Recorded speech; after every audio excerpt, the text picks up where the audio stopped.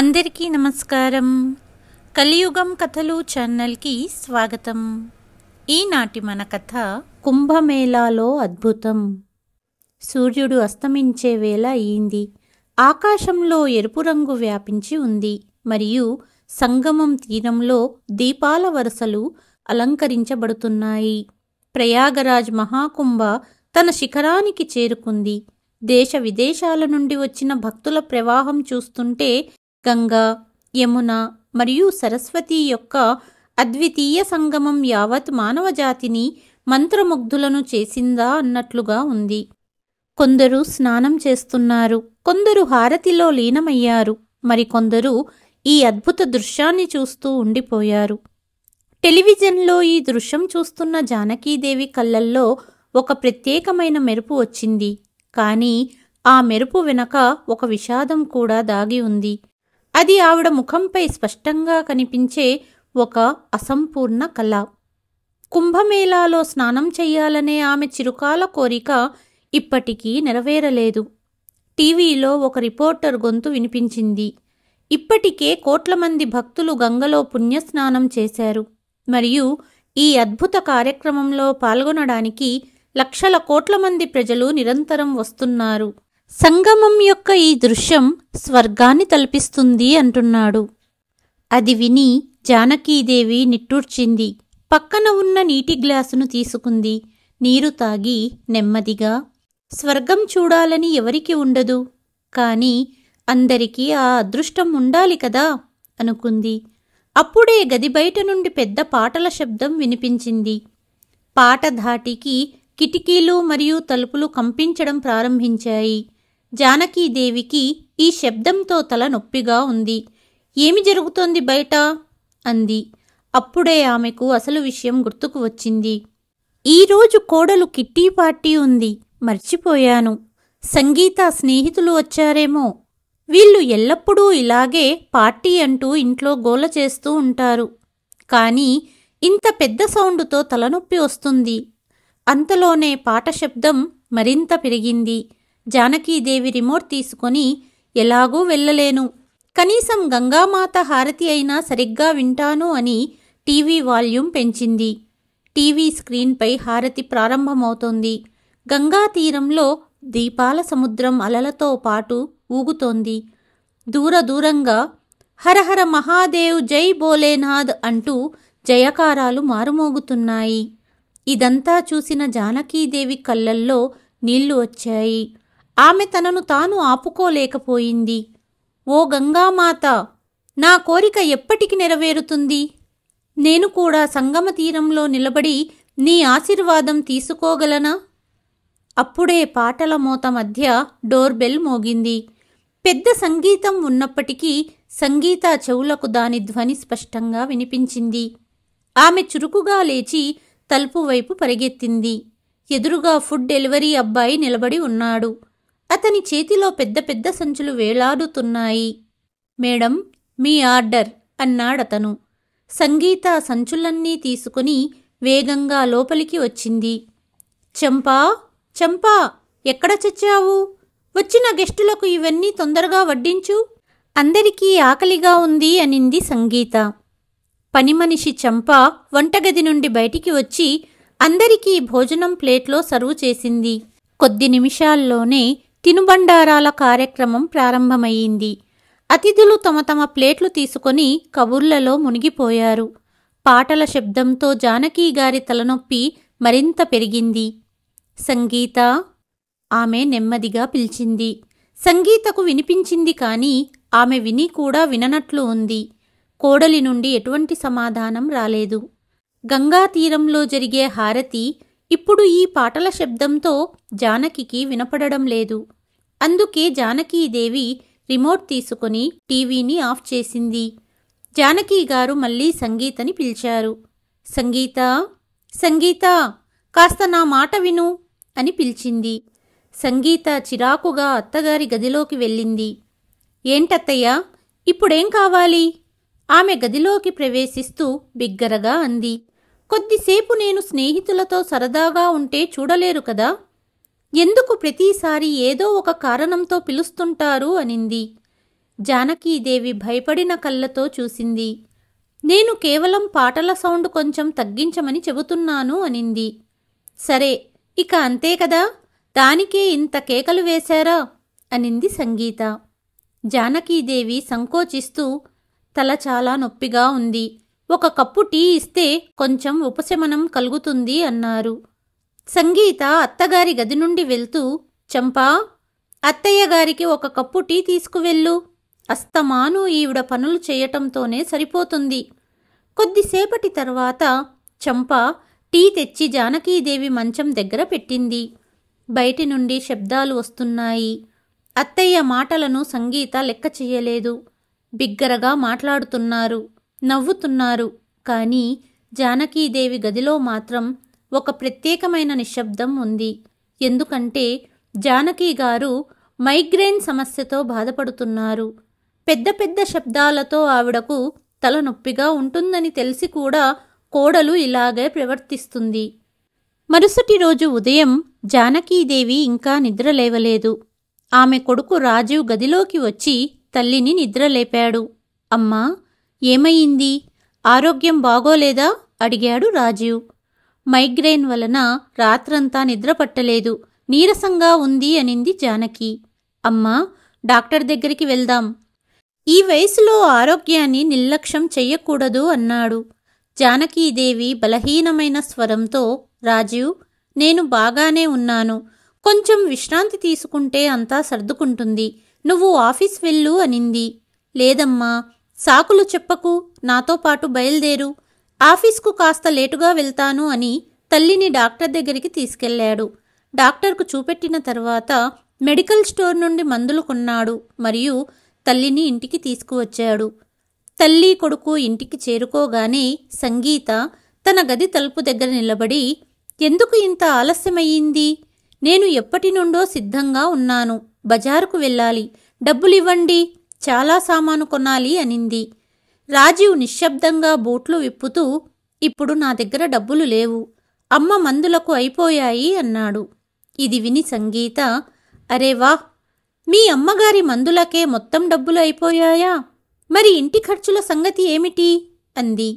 ఎందుకు కంగారు పడుతున్నావు సంగీత? 2 రోజుల్లో జీతం వస్తుంది, అప్పుడు నువ్వు బజార్కి వెళ్ళవచ్చు. అమ్మకి ఆరోగ్యం బాగోలేదు, మందులు ఇప్పించడం అవసరం రాజీవ్ అన్నాడు. సంగీత కోపంగా తన అత్తగారి వైపు చూసింది. కానీ రాజీవ్ ముందు మౌనంగా ఉంది. ఆమె కళ్ళల్లో అసంతృప్తి స్పష్టంగా కనిపిస్తోంది. జానకీదేవి తన గదిలోకి వెళ్ళి టీవీలో కుంభమేళాలో గంగాహారతులు చూస్తుంది. అప్పుడే తనకు ఆలోచన వచ్చి జానకి గది నుంచి బయటికి వచ్చి, రాజీవ్, ఈసారి కుంభమేళాలో స్నానం చెయ్యాలని నాకు చాలా కోరికగా ఉంది. జీవితంలో మళ్ళీ ఈ అవకాశం వస్తుందో లేదో తెలియదు, వీలైతే అంటున్న జానకి మాటలు వింటున్న సంగీత వంటగదిలో నుండి బయటికి వచ్చి వ్యంగ్యంగా ఇలా అంది. అవును, మీ కొడుకు మీ మందులకు మీ కోరికలన్నీ పూర్తి చేయటానికే సంపాదిస్తున్నారు. ఎప్పుడు చూడు ఏదో రకంగా డబ్బులు ఖర్చు చేయడానికే చూస్తుంటారు. ముసలితనంలో ఇంట్లో కూర్చొని రాముని నామం జపించండి చాలు. ఈరోజు కుంభమేళా వెళ్ళాలనిపిస్తుంది, రేపు తాజ్మహల్ చూడాలనిపిస్తుంది అనింది సంగీత. రాజీవ్ కోపంగా, సంగీత, నువ్వు ప్రతిసారి ఎందుకు అమ్మ మీద ఇలా అరుస్తుంటావు అని అక్కడే నిలబడి ఉన్న తల్లివైపు చూస్తూ, అమ్మా, నేను చూస్తాను, నాకు సెలవులు దొరికితే వెళ్దామని చెప్పి రాజీవ్ ఆఫీసుకు వెళ్ళిపోయాడు. సాయంత్రం జానకీదేవికి కొంచెం ఆరోగ్యం కుదుటపడింది. ఆమె రోజూలాగే తన కుట్టు మిషన్పై కుట్టడం మొదలుపెట్టింది. వయస్సు పెరుగుతున్నా ఏదో ఒక పని చేస్తూ బిజీగా ఉండటం మంచిదని, లేదా ఇంట్లో అనవసర గొడవలు అని తన అభిప్రాయం. కానీ సంగీత కోపంగానే ఉంది. కుట్టు మిషన్ శబ్దం ఆమెకు వినపడగానే కోడలు గది నుండి బయటికి కేకలు వేస్తూ వచ్చింది. అత్తయ్యగారు, నిన్న నేను కొంచెం సేపు మ్యూజిక్ పెడితే మీకు తలనొప్పి వచ్చిందని చెప్పారు. ఇప్పుడు మీరు ప్రతిరోజు ఈ కుట్టు మిషన్ పట్టుకుని కూర్చుంటారు. దీని నుండి ఏమైనా కోయిల స్వరం వస్తుందా? ఈ శబ్దంతో నాకు తలనొప్పి వస్తుంది అనింది. జానకీదేవి కోడలి మాటలు విని ఆగిపోయింది. ఆమె వేళ్ళు మిషన్ హ్యాండిల్ మీద ఆగిపోయాయి మరియు కళ్ళు చెమ్మగిల్లాయి. ఆమె మిషన్ను ఒకవైపుకు జరిపి గదిలోకి వెళ్ళి రామాయణం చదవటం మొదలుపెట్టింది. అదే సమయంలో వంటగది నుండి పాత్రల శబ్దాలు వినిపించసాగాయి. సంగీత వంటగదిలో నిలబడి గొణుగుతోంది. ఎన్నిసార్లు చెప్పాను అత్తయ్య గారిని వృద్ధాశ్రమంలో వదిలిపెట్టమని. స్నేహితులతో ఎంజాయ్ చెయ్యనివ్వదు. ఈవిడ వల్ల రోజూ భర్తతో గొడవలు. రాజీవ్కు ఎన్నిసార్లు చెప్పినా చెవులకు పట్టదు. పైగా నన్నే తిడతారు. ఈ శ్రవణకుమారుడు నాకే దొరికాడు అనుకుంది. కోడలి మాటలు వినలేక జానకి మనవడిని తీసుకుని పార్కుకు వెళ్ళింది. కాసేపటికి పనిచేసి సంగీత కిచెన్ నుండి బయటికి వచ్చి తన కొడుకును పిలవసాగింది. రోహన్, ఎక్కడికి వెళ్ళాడు ఈ కుర్రాడు? రోహన్ను పిలుస్తూ పిల్లాడి గదిలోకి వెళ్ళింది. గదిలో బొమ్మలు చెల్లాచెదురుగా పడి ఉన్నాయి. గదిని సర్దుబాటు చేయటం ప్రారంభించింది. దాదాపు అరగంట తర్వాత బయటి నుండి 8 సంవత్సరాల కొడుకు ఏడుపు వినిపించింది. సంగీత వెంటనే బయటికి వచ్చింది. పిల్లవాడు ఏడుస్తూ ఉండడం చూసి ఆమె కంగారు పడింది. కారణం అడగగా దెబ్బ తగిలిందని తెలిసింది. ఈ దెబ్బ ఎక్కడ తగిలింది? ఆమె కోపంగా అడిగింది. అప్పుడు జానకీదేవి, నేను కాసేపు బయట నడవడానికి వెళ్ళాను. రోహన్ కూడా నాతోనే వచ్చాడు. అకస్మాత్తుగా ఎదురుగా వేగంగా ఒక బైక్ వాడు వచ్చాడు. ఎలాగో తప్పించుకున్నాడు కానీ కింద పడ్డాడు. తలమీద కొంచెం దెబ్బ తగిలింది సమాధానమిచ్చింది జానకి. సంగీత కళ్ళు కోపంతో ఎర్రబడ్డాయి. ఆమె బిగ్గరగా తన అత్తగారిని, నేను వాడి తల్లిని. నా కొడుకును బయటకు తీసుకెళ్లమని మీకు ఎవరు చెప్పారు? నాకు ఒక్కసారి చెప్పాలి కదా. వాడికి ఏదైనా జరిగితే ఎవరు బాధ్యత వహిస్తారు అని అంది సంగీత. తర్వాత రోహన్ వైపు కోపంగా చూస్తూ, నీకు ఎన్నిసార్లు చెప్పాను మీ నానమ్మకు దూరంగా ఉండమని. నీకు ఎందుకు అర్థం కాదు అంది. అదే సమయంలో రాజీవ్ కూడా ఇంటికి చేరుకున్నాడు. ఏమి జరుగుతోంది సంగీత? ఇంత గట్టిగా కేకలు వేస్తున్నావు అడిగాడు. మీ అమ్మ ఏం చేసిందో చూడండి. నాతో చెప్పకుండా రోహన్ను బయటికి తీసుకెళ్ళింది. ఎంత పెద్ద దెబ్బ తగిలిందో చూడండి. సంగీత పిల్లవాడికి కట్టుకడుతూ అంది. అమ్మా, బాబును బయటికి తీసుకెళ్ళినప్పుడు నువ్వు జాగ్రత్తగా ఉండాలి కదా అన్నాడు రాజీవ్. ఇదే సరైన సమయమని. మీ అమ్మగారు నా మాట వినరు. ప్రతిరోజు మీ అమ్మ వలన ఇంట్లో గొడవ జరగాల్సిందేనా? ఎన్నిసార్లు చెప్పాను మీ అమ్మను వృద్ధాశ్రమంలో వదిలిపెట్టమని. మీరు కూడా నా మాట వినరు అనింది సంగీత. చాలు సంగీత, నాకర్థం కాదు. నువ్వు ప్రతి విషయంలోనూ అమ్మను వృద్ధాశ్రమానికి పంపించాలనే మాటే ఎందుకు మాట్లాడతావు అని సంగీతను మందలిస్తూ రాజీవ్ గదిలోకి వెళ్ళిపోయాడు. సంగీత జానకీదేవిపై చాలా కోపంగా ఉంది. కానీ కాసేపటి తరువాత ఆమె మనసులో ఏ ఆలోచన వచ్చిందో తెలియదు కానీ ఆమె ముఖంలో అకస్మాత్తుగా ఒక చిరునవ్వు. ఆమె వంటగదిలోకి వెళ్ళి రాత్రి భోజనానికి ఏర్పాట్లు చేయడం ప్రారంభించింది. తరువాత పని ముగించుకొని నేరుగా రాజీవ్ దగ్గరికి వచ్చింది. వినండి, మీ అమ్మ ఎప్పటినుంచో మహాకుంభమేళాకు వెళ్ళాలని చెబుతున్నారు. వచ్చే వారం మనమందరం మహాకుంభకు వెళ్దాం. అత్తయ్య కూడా సంతోషిస్తారు. కాస్త బయటికి వెళితే అందరికీ ప్రశాంతంగా ఉంటుంది అనింది సంగీత. రాజీవ్ ఆశ్చర్యంగా సంగీత వైపు చూశాడు. ఇదే సంగీత కొద్దిసేపటి క్రితం అమ్మను వృద్ధాశ్రమానికి పంపించాలని చెప్పింది. ఇప్పుడు హఠాత్తుగా ఆమె కుంభమేళాకు వెళ్లాలనే కోరికను తీర్చాలని చెబుతోంది. సంగీత, నువ్వు అమ్మ గురించి ఆలోచిస్తున్నావేంటి అని అతను అనుమానంగా అడిగాడు. అయ్యో, అలాంటిదేమీ లేదు. అత్తయ్యకు కుంభమేళాకు వెళ్లాలని ఉంది. ఆమె కోరికను తీర్చాలని నాకు కూడా అనిపించింది. ఎంత గొడవ పడినా ఆవిడ నా అత్తగారు కదా అనింది సంగీత. నిజమే. సరే, నేను రేపు ఆఫీస్లో సెలవు గురించి మాట్లాడుతాను అన్నాడు రాజీవ్. సంగీత ఊపిరి పీల్చుకుంది మరియు తన ప్రణాళిక విజయవంతం కావడం పట్ల సంతోషించింది.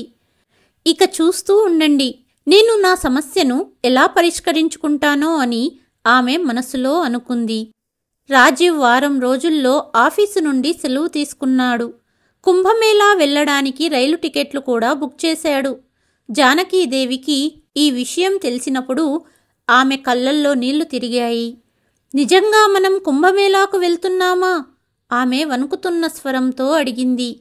అవునమ్మా, నీ కోరిక నెరవేరుతుంది, అన్ని ఏర్పాట్లు పూర్తయ్యాయి అని రాజీవ్ నవ్వుతూ అన్నాడు. సంగీత కూడా ఉత్సాహంగా, అత్తయ్యగారు, మీరు గంగా స్నానానికి సిద్ధం చేసుకోండి అంది. జానకీదేవి చాలా సంతోషంగా ఉంది. మరుసటి వారం మొత్తం కుటుంబం కుంభమేళాకు బయలుదేరారు. రాజీవ్ తన కొడుకును ఆడిస్తున్నాడు. జానకి ముఖంలో సంతృప్తి మరియు ఉత్సాహం యొక్క అద్భుతమైన కలయిక ఉంది. కానీ సంగీత మనస్సులో మరేదో జరుగుతోంది. దాని గురించి ఎవ్వరికీ తెలియదు. సంగమంలో స్నానం చెయ్యాలనే ఆలోచన జానకి గారిని లోపల నుండి ఉత్తేజపరుస్తోంది. రైలు ప్రయాణంలో కూడా ఆమె పెదవులు నిరంతరం శివుని భజనలు పాడుతూనే ఉన్నాయి. 24 గంటల ప్రయాణం తర్వాత అందరూ కుంభమేళా చేరుకున్నారు. నలువైపులా భక్తుల భారీ గుంపు ఉంది. పవిత్ర గంగా ఒడ్డున భక్తి కీర్తనల ప్రతిధ్వని వాతావరణం చూడడానికి చాలా బాగుంది. అమ్మా, అటు చూడు, సంగమం కనిపిస్తోంది అన్నాడు రాజీవ్. జానకి గారి కళ్ళల్లో ఆనందపు కన్నీళ్లు. రాజీవ్, ఈరోజు నా జీవితంలోనే మరుపురాని రోజు. దేవుడు నిన్ను చల్లగా చూడాలి. ఓ గంగామాత, ఈరోజు నీ దర్శనమయ్యింది అని ఆమె చేతులు జోడించి అంది. ఇంకాస్త ముందుకు వెళ్ళి రాజీవ్ సామాను ఒక మూలన పెట్టి, ముందు సంగమంలో స్నానం చేద్దాం, ఆ తర్వాత మేళా చూద్దాం అన్నాడు. అప్పుడు సంగీత చాలా తెలివిగా, అరే, మనమంతా కలిసి స్నానం చేయడానికి వెళితే సామాను ఎవరు చూస్తారు? అందుకే సామానంతా లాకల్లో పెడదాము అంది. అరే, కానీ లాకర్ దొరికే లోపే రాత్రి అయిపోతుంది. చూడు, ఎంత జనమున్నారో అన్నాడు రాజీవ్. నిజమే, మీరు ఒక పని చెయ్యండి. ఈ ఆశ్రయం వద్ద నిలబడండి. రోహన్ మరియు సామాను చూసుకోండి. నేను ముందుగా అత్తయ్య గారిని తీసుకుని వెళ్ళి గంగా స్నానం చేసి వస్తాము అనింది సంగీత. రాజీవ్ సరే అని తల ఊపాడు. మరియు రోహన్ని ఎత్తుకొని, సరే, నువ్వు అమ్మను తీసుకుని వెళ్ళు, నేను వేచి ఉంటాను. మీరు తిరిగి వచ్చిన తర్వాత నేను రోహన్తో స్నానం చేయడానికి వెళ్తాను అన్నాడు. అంతసేపు ప్రయాణం చేసి అలసిపోయిన జానకి గారు సంగీత సహాయంతో నెమ్మదిగా నడిచింది. కుంభమేళాలో గంగా స్నానం చేయటం నా చిరుకాల కోరిక. ఓం నమఃశివాయ అంటూ ఘాట్ వరకు చేరుకున్నారు. మహాకుంభమేళాలో భక్తుల రద్దీ పెరుగుతోంది. గంగా అలలు చాలా వేగంగా ప్రవహిస్తున్నట్లు దూరం నుండే కనిపిస్తున్నాయి. ఘాటు వద్ద కూడా పెద్ద సంఖ్యలో భక్తులు ఉన్నారు. సంగీత తన అత్తగారిని స్నానం చేయడానికి పిలిచింది. ఆమె ఈరోజు మొదటిసారి తన అత్తగారితో చిరునవ్వుతో మాట్లాడింది. అత్తయ్యగారు, జనాలు తక్కువ ఉన్న చోటికి వెళ్దాం. ఇక్కడ స్నానం చేస్తే అన్ని పాపాలు పోతాయి, మన కోరికలు నెరవేరుతాయి అంటూ అత్తగారిని తీసుకెళ్ళింది. సంగీత కళ్ళల్లో తెలియని ఒక మెరుపు ఉంది. ఆమె జానకి గారిని తక్కువ మంది భక్తులు ఉన్న చోటికి తీసుకెళ్ళింది. అక్కడ నది చాలా లోతుగా ఉంది మరియు గంగ చాలా వేగంగా ప్రవహిస్తోంది. వేగంగా వస్తున్న అలలు చూసి జానకి గారు కొంచెం భయపడ్డారు. అత్తయ్యగారు, భయపడకండి, నేను ఇక్కడే ఉన్నాను. ముందు మీరు గంగలో స్నానం చెయ్యండి అంది. జానకి గారికి మనసులో భయం వేసింది. గంగా అలలు ఈరోజు చాలా వేగంగా ఉన్నాయి మరియు పోలీసులు మైక్ ద్వారా పదే పదే హెచ్చరిస్తున్నారు. ఈరోజు గంగ ప్రవాహం వేగంగా ఉంది. దయచేసి ఘాటు వద్ద అప్రమత్తంగా ఉండండి మరియు ఎక్కువ లోతుగా వెళ్ళకండి అంటున్నారు. జానకి గారు సంగీత సహాయంతో నీటి దగ్గరికి చేరుకోగానే గంగ అలల వేగం మరింత స్పష్టంగా కనిపిస్తుంది. అత్తయ్యగారు, కొంచెం ముందుకు వెళ్దాం, ఈ పోలీసులు ఏదో ఒకటి చెబుతారు. ఇంత దూరం వచ్చాం కాబట్టి స్నానం చేసి వెళ్దామనింది సంగీత. గంగామాతను స్మరిస్తూ జానకి గారు అడుగు ముందుకు వేశారు. కానీ ఆమె మరొక అడుగు వెయ్యగానే అకస్మాత్తుగా ఆమె కాలు జారింది. నిలబడలేకపోయింది. ఆమె సహాయం కోసం సంగీత వైపు చెయ్యి చాచింది. కానీ సంగీత అసలు వెనుకనే లేదు. జానకి గారు గంగా అలలలో జారిపోగానే బిగ్గరగా కేకలు వేయడం ప్రారంభించింది. కాపాడండి, ఎవరైనా కాపాడండి అంటూ కేకలు వేసింది. శివనామస్వరంతో మారుమోగుతున్న జనాల మధ్య జానకి పిలుపు ఎవ్వరికీ వినపడలేదు. మరోవైపు సంగీత జానకి గారు పడడం మరియు అలలలో కొట్టుకుపోవడం చూసింది. కానీ ఆమె ఒక్కసారి కూడా సహాయం చేయటానికి ప్రయత్నించలేదు. ఆమె బయటికి వచ్చి ఘాటు నుండి దూరంగా వెళ్లడం ప్రారంభించింది. ఆమె ముఖంలో ఒక ప్రశాంతత మరియు సంతృప్తి. పక్కనే అకస్మాత్తుగా ఒక సాధువు స్వరం వినిపించింది. కర్మ అనుభవించక తప్పదు. ఇతరులతో చెడు చేస్తే నీ జీవితంలో కష్టాలు వస్తాయి. నువ్వు ఎన్నిసార్లు గంగలో స్నానం చేసినా చేసిన పాప ఫలితం అనుభవించాల్సిందే. ఇది వినగానే సంగీత అడుగులు ఆగిపోయాయి. ఆమె చెవులలో జానకి గారి కేకలు ప్రతిధ్వనించడం ప్రారంభించాయి. ఒక్క క్షణం అత్తగారు ఆ అలలలో మునిగిపోతున్నట్లు మరియు సహాయం కోసం పిలుస్తున్నట్లు అనిపించింది.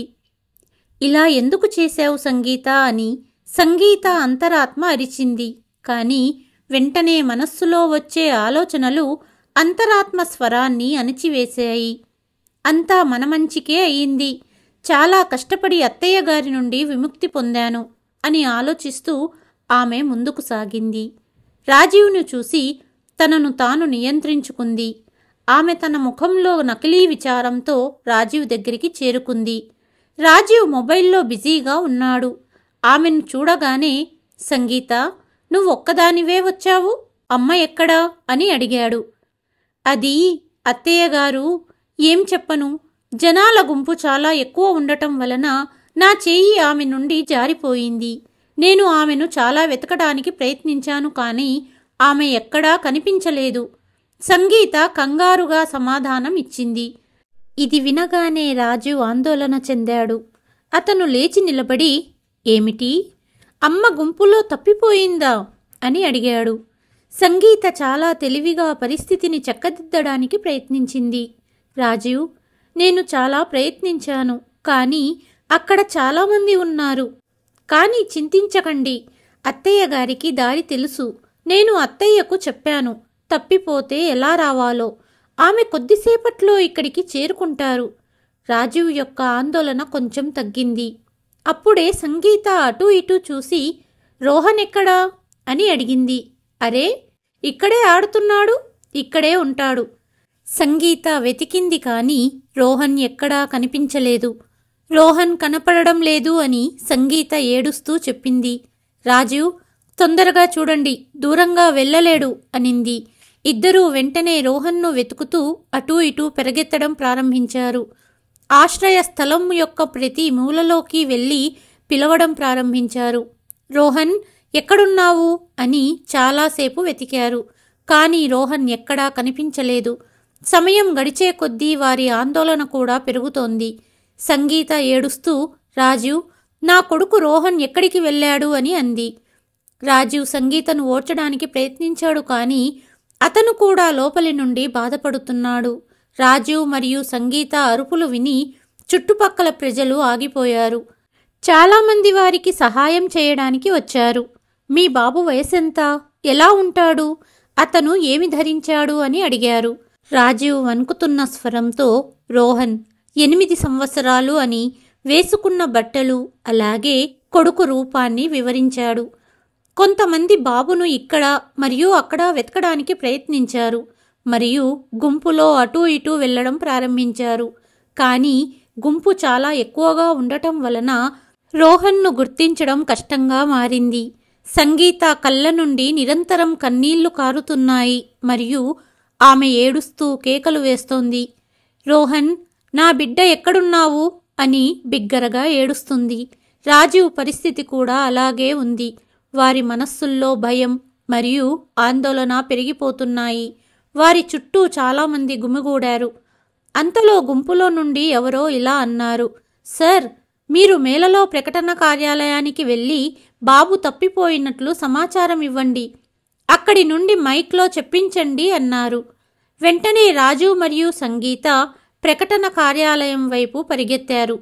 అక్కడ ఇప్పటికే చాలామంది తమ వాళ్లను కోల్పోయినట్లు ఫిర్యాదు చేస్తున్నారు. రాజీవ్ అక్కడకు చేరుకొని ఇలా అన్నాడు.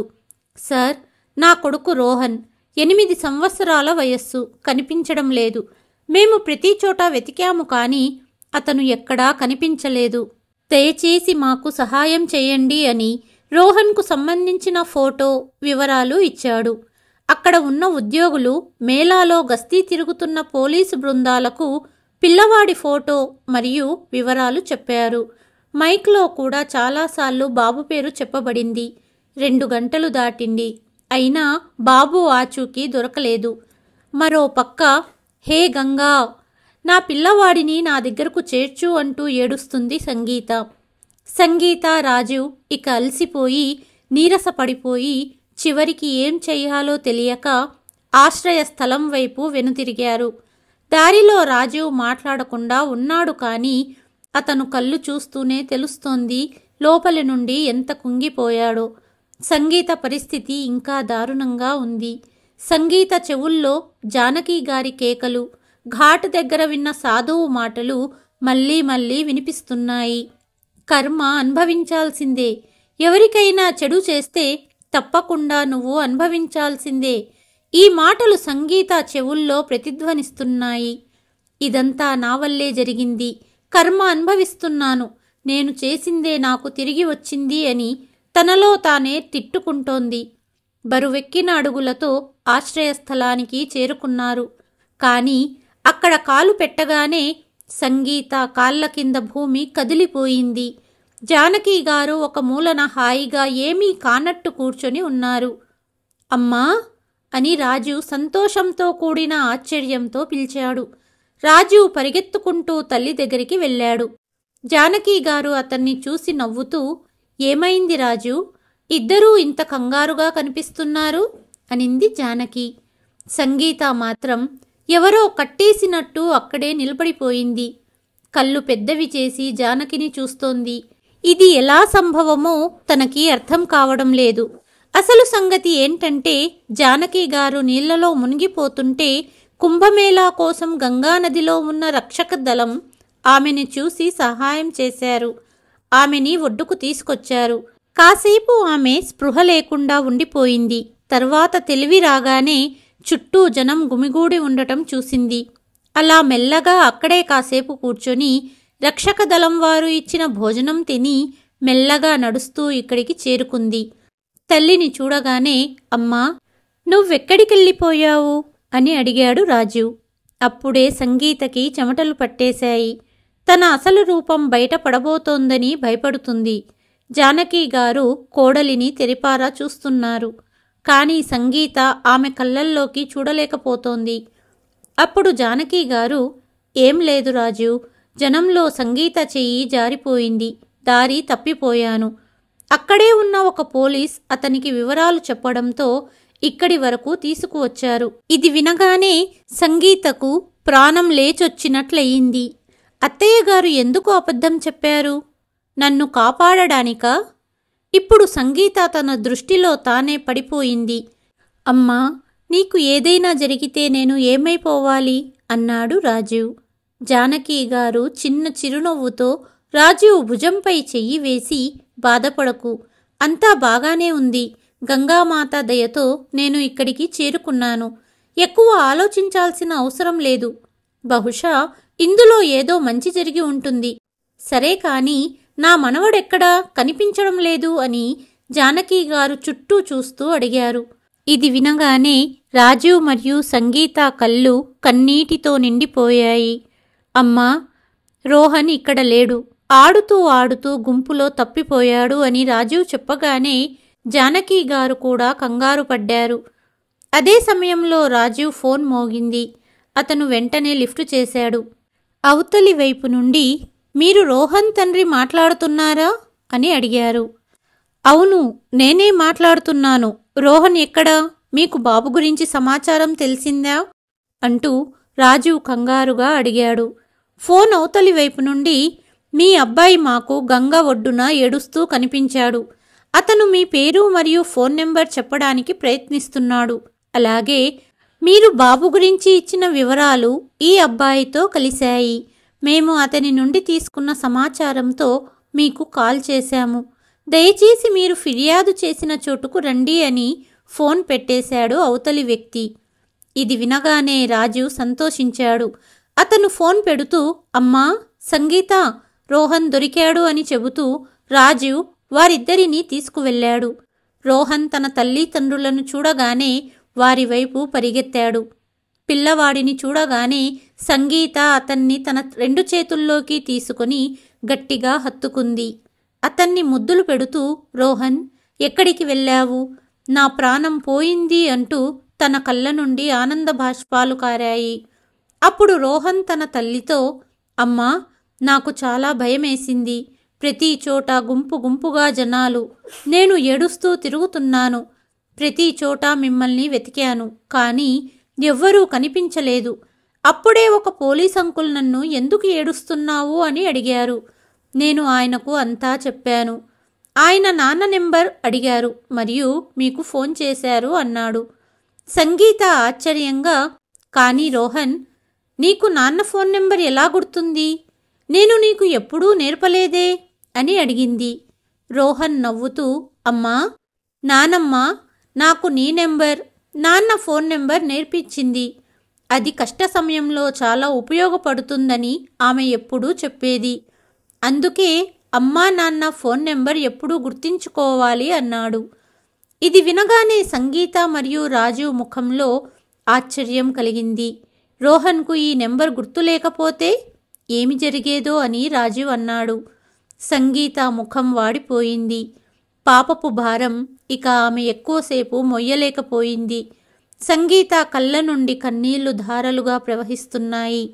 ఆమె జానకి గారి కాళ్లపై పడిపోయి వెక్కి వెక్కి ఏడవడం ప్రారంభించింది. అత్తయ్యగారు, నేను చేసింది క్షమించరాని పాపం. వీలైతే నన్ను క్షమించండి. నేను చేసిన పాపానికి ఆ గంగమ్మ నాపై కన్నెర్ర చేసింది. అందుకే నా బిడ్డను దూరం చేసింది. నా ఆలోచనలకు నాపై నాకే అసహ్యం వేస్తోంది. జానకి గారు సంగీతను పైకి లేపారు. సంగీత, నిన్ను ఎప్పుడూ నేను కూతురిలాగానే చూశాను. తల్లి ఎప్పుడూ తన పిల్లలపై కోపంగా ఉండదు. నువ్వు చేసిన తప్పు తెలుసుకున్నావు. అందుకే గంగమ్మ వెంటనే బాబును నీ దగ్గరకు చేర్చింది. నీకు సరైన మార్గం చూపించింది అనింది జానకి. రాజీవ్ చాలా ఆశ్చర్యంగా ఈ దృశ్యం చూస్తున్నాడు. సంగీతకు ఏమైందో అతనికి అర్థం కాలేదు. తన కళ్ళను నమ్మలేకపోయాడు.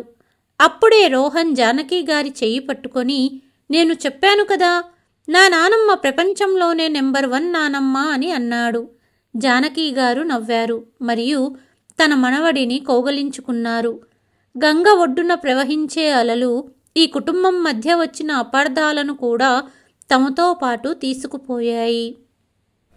కథ కనుక నచ్చినట్లయితే please like, share and subscribe to కలియుగం కథలు. మరి ఒక కథతో మళ్ళీ మీ ముందుకు వస్తాను. అంతవరకు సెలవు.